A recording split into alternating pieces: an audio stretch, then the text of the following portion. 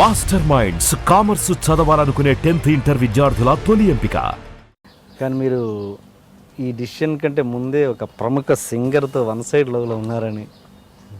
ఏ singer? ఏ singer తోటి మీకు తెలియదు, నేను చెప్తే బాగుండదులే.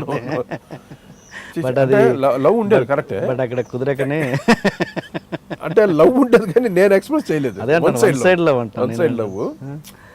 సరే అదండి అయిపోయింది, ఇంకా ఎందుకు అందుకేనా పెళ్లి చేసుకోవద్దు అనుకున్నారు? రీజన్ అన్న తర్వాత నేను షిప్లో వెళ్ళినప్పుడు వస్తున్నప్పుడు అదే అనమాట, ఆ మూడు వేరు. Okay okay. మనకి ఏది ఉండకూడదు, మొత్తం మ్యూజిక్ మనం మొత్తం సన్యాసి అయిపోతాం, మొత్తం మ్యూజిక్ అంటే అంత చూద్దాం అన్నట్టు. Okay okay. తర్వాత మ్యారేజ్ అయిపోయిన తర్వాత ఇంకా అన్ని ఆటోమేటిక్గా అయిపోయింది. లవ్ అనేది జనరల్గా నాకు ఒకసారి చిత్ర మీద కూడా లవ్లో పడిపోయాను. చిత్రాన్ని అసలు ఎంత ఎంత లవ్లో పడిపోయానంటే ఒక సాంగ్ పాడింది తను నాది, అది తారక రాముడు సినిమాలో కోపం వస్తే మండుటెండ. ఆ పాట ఎంత గొప్పగా పాడిందంటే నేను ఏమనుకోని కంపోజ్ చేశానో, నా మనసులో ఏముంది, నా కంప్లీట్ నా సోల్లో ఏముందో అది మొత్తం అక్కడ రిఫ్లెక్ట్ అయింది, కనపడింది. ఇంక ప్రేమలో పడిపోయాను అమ్మాయితో. దేవత ఇది ఎక్కడి నుండి వచ్చింది, ఏంటి ఎంత గొప్పగా పాడింది పాట అంటే ఆ రాగంలో ఉన్నటువంటి ఆ భావం, అది చాలా మంచి రాగం ఉంది, ధర్మావతి రాగం. ఒక ఫీల్ ఉంటుంది ఆ రాగంలో కూడా. I fall in love with her. అమ్మాయి భయపడిపోయాను. She's married. అప్పటికి మ్యారేజ్ అయినాక మ్యారేజ్ అయిపోయింది, నాకు మ్యారేజ్ అయిపోయింది. లవ్ అంటే ఎటువంటి లవ్ అంటే ఆ లవ్ వేరు. చిచి అదే అర్థం. లవ్కి చాలా అర్థాలు ఉంటాయి, ప్రేమకి ఓకే ఒకే ట్రాక్లో వెళ్ళకూడదు. లవ్ అంటే సో మెనీ ఎఫెక్షన్ ఉంటుంది ఆ లవ్లో, ప్రేమలో ఎంతో.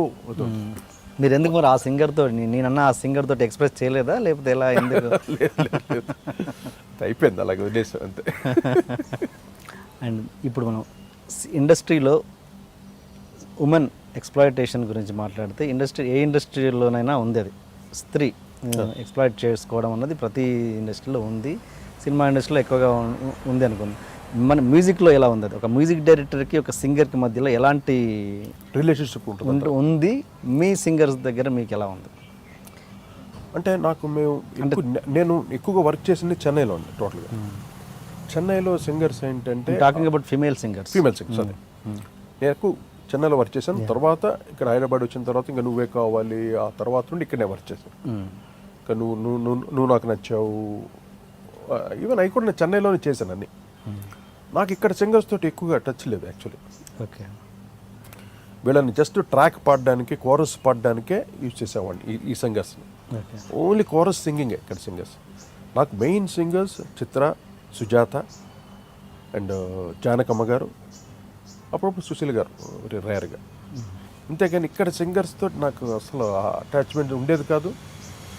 వాళ్ళ ఊరికే ప్రోగ్రామ్స్లో వాటిల్లో ఈ టీవీ షోస్లో ఉన్నప్పుడు అక్కడే వచ్చారు వీళ్ళందరూ. ఆల్మోస్ట్ వాళ్ళు ఈ మా టీవీ షో జరిగింది చూసారా, సరిగమప అని ఏదేదో ఉంది, సూపర్ సింగర్స్ వాటిలో. అప్పుడు వీళ్ళంతా అక్కడ సింగర్స్గా వచ్చారు అంతే. అంతేగాని వాళ్ళని ఎవరిని నేను ఏమైనా ఫీమేల్ సింగర్స్కి నాకు ఎటువంటి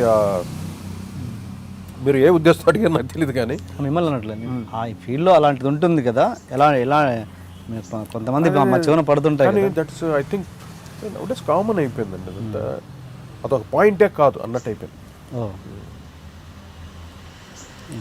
నా వరకు నేను చాలా గౌరవిస్తాను సింగర్స్. మన అదర్ కోరస్ పాడేవాళ్ళు అందరూ కొంచెం ముసలివాళ్ళు, అందరూ 45 అబోవ్ 45, 50.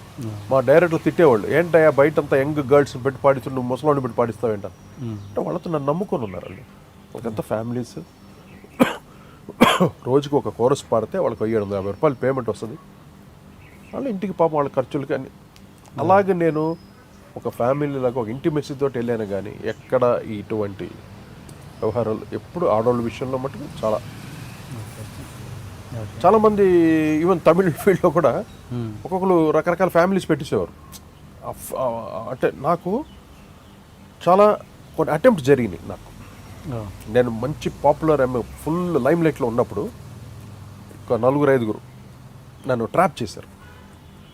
నేను పాడాలి, లొంగలేదు. నేను సింగర్స్ యా సింగర్స్ యా ఆల్మోస్ట్ ఆల్ సింగర్స్ నన్ను అంటే ఒకలాగా ట్రాప్ చేయడం మొదలెట్టారు. ఐఎమ్ వర్జిన్ అని, ఐ నీడ్ వన్ ఇష్యూ అని, ఇన్ని రకాలుగా. No, I never encourage that.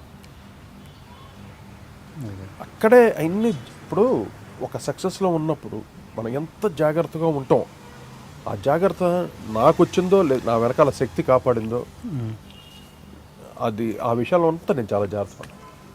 Okay. ఇండస్ట్రీలో ఏదైనా ఎవ్రీథింగ్ ఫ్రీ హియర్, ఫ్రీ అని ఎవరిని అలాగ మనం చేయటం అది నాకెందుకు నచ్చదు. అది పద్ధతి కాదు.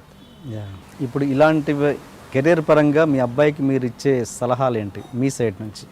సిన్సియర్గా మన వర్క్, అది చిన్న సినిమా పెద్ద సినిమా ఏది కాదు, ఇది ఇంత డబ్బులు ఎక్కువ ఇచ్చాడు ఇంత తక్కువ ఇచ్చాడు కాదు. మన డ్యూటీ హిట్ చేయాలి, ఆడియన్స్కి రీచ్ అవ్వాలి.